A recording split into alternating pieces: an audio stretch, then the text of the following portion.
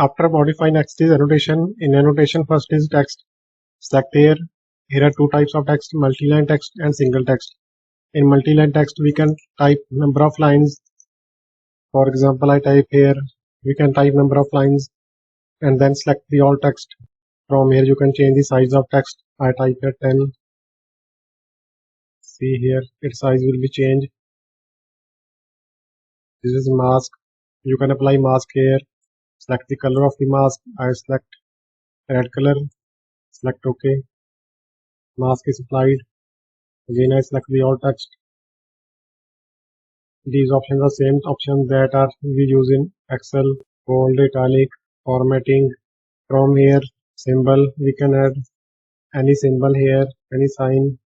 For example, I edit diameter. It will show diameter sign. Spelling check, edit dictionaries, find and replace. Select OK. Next is single line text. Now I will type a text. Press enter. Click on workspace and then type next text. Click on workspace. Press escape button for exit the command. The annotation is also available in tabs. Here is option annotate.